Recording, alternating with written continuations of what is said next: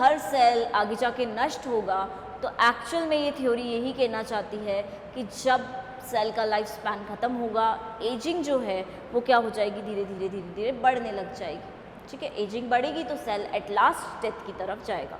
और एक्चुअल में ये प्रकृति का नियम है, नेचर का नियम है। नेचर खुद ये चीज़ कहता है कि जब भी कोई सेल अगर बन रहा है तो उसकी डेथ भी फिक्स है। ऐसा नहीं है कोई सेल बन रहा है तो बहुत लाइफ टाइम तक रहे, ऐसा पॉसिबल नहीं है।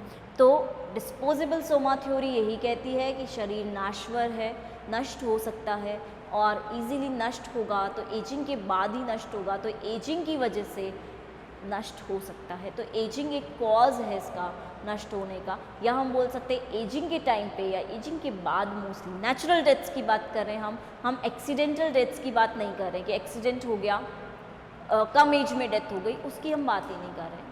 हम नेचुरल डेथ की बात कर रहे हैं और नेचुरल डेथ सेल्स के साथ, सारे सेल्स एक साथ कोऑर्डिनेट करेंगे तो डेथ की तरफ लेकर जाएंगे चीज़ों को। ठीक है, इसे हम बोलेंगे disposable Soma theory,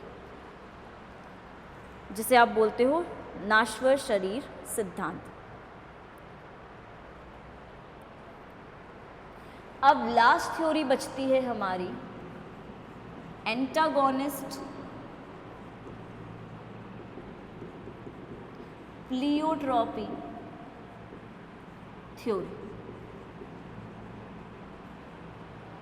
antagonist pleiotropy theory last theory है इवोल्यूशनरी थ्योरीज की। एंटागोनिस्ट का मतलब होता है विरोधी, अपोजिट।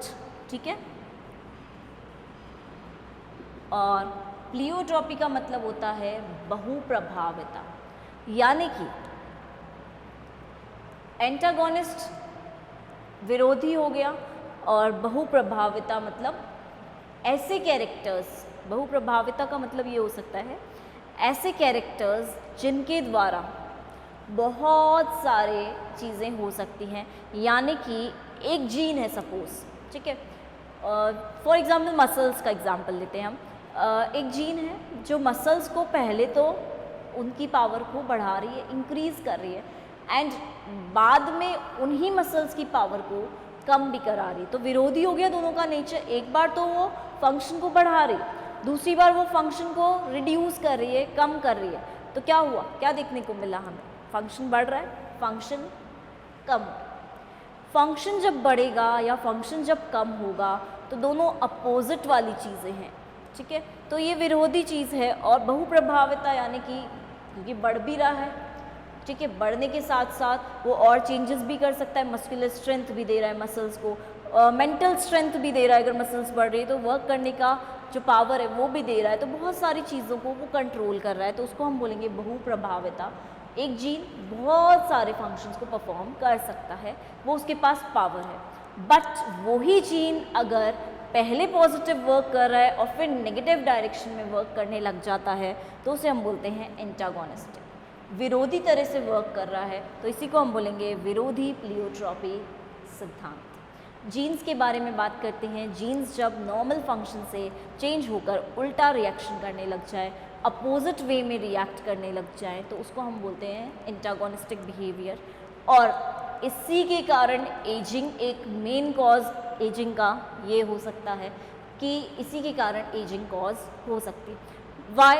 बिकॉज एक सिंपल सा माइंडसेट है कि एंटागोनिस्ट अपोजिट वर्क कर रहा है। अपोजिट वर्क कर रहा है मतलब नॉर्मल फंक्शन तो नहीं है, नॉर्मल फंक्शन नहीं है तो अपोजिटली वर्क करने पर क्या होगा, सीधी सी बात है, चेंज होगा, फंक्शन चेंज होगा तो एजिंग आएगी, एजिंग आएगी तो एजिंग के कारण क्या होगा, चेंजेस देखने को मिलेंगे।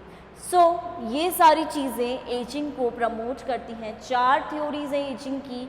Number 1 cellular theories. Cellular theories में ये सारी एरर की वजह से, त्रुटि की वजह से, म्यूटेशन की वजह से, फ्री रेडिकल की वजह से, केलोन की वजह से, लाइपोफुस्किन की वजह से। सिस्टम्स में change, system theories, systematic theories. Genes में चेंज, जेनेटिक थ्योरीज। इवोल्यूशन के कारण हो रही है तो इवोल्यूशनरी थ्योरीज 3 आती हैं। म्यूटेशन या तो इकट्ठा हो जाता है, एकत्रित हो जाता है, या हर शरीर को, हर सेल को, हर कोशिका को मृत्यु की तरफ जाना है लेकर। और एंटागोनिस्टिक प्लियोट्रॉपी, जीन्स अलग तरीके से रिएक्ट करने लग जाएंगी, क्योंकि बहुत सारे फंक्शंस परफॉर्म करती है। तो अलग तरीके से जब रिएक्ट करेंगी तो वो एजिंग को कॉज कर सकती हैं। तो आप इसका एक बार स्क्रीनशॉट ले लीजिए। And thank you guys for listening.